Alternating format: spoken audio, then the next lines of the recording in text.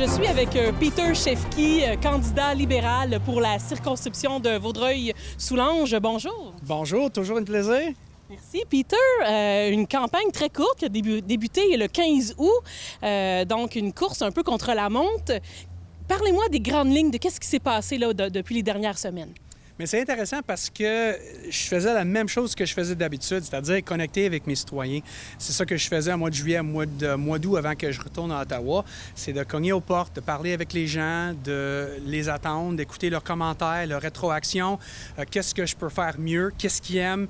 Donc, c'est une continuation. Il faut dire que c'est des heures plus longues, de 7 h le matin jusqu'à 9 h le soir, jusqu'au temps que les gens ne veulent rien savoir de moi.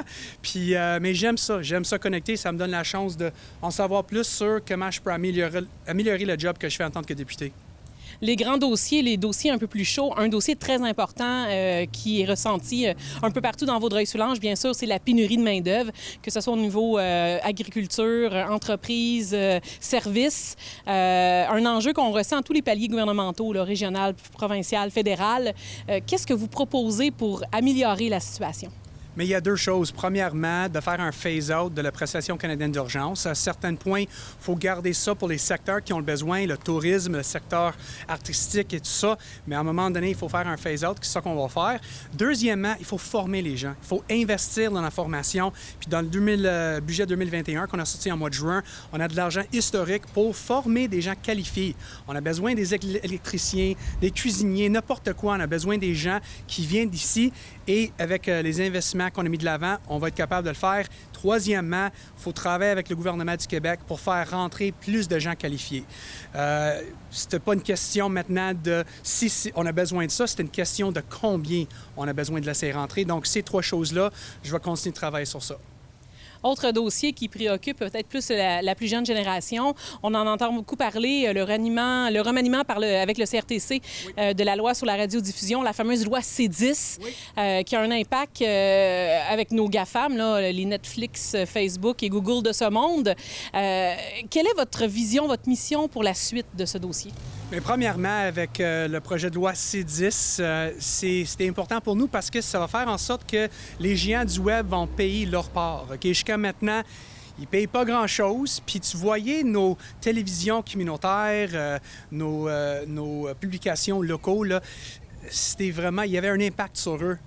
Le plus. Donc, pour nous, c'est important de mettre ce projet de loi en place, mais il reste encore beaucoup de travail à faire. C'est pas juste ça.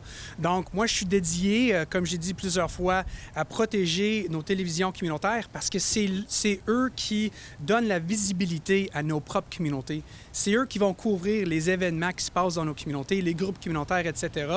Donc, il faut les soutenir. C'est bien que vous soulevez le point. C'est quoi la place d'un média, d'une télévision communautaire en 2021 dans une région comme Vaudreuil-Soulanges? Bien, je peux vous dire, pour moi, en tant que député, c'est très important parce que ça me donne la chance de partager de l'information importante pour notre communauté. Je suis limité, là. J'ai les journaux locaux, les publications, j'ai du porte-à-porte, télévision, pas vraiment, mais avec vous, j'ai de la chance de le faire. Donc, ça m'aide beaucoup, le travail que vous faites en tant que télévision communautaire et je vais faire tout possible pour vous protéger et aussi nos publications locales. Ma dernière question, j'aime bien tendre le micro aux candidats afin de me convaincre, peut-être moi ou les téléspectateurs, pourquoi devrions voter pour vous?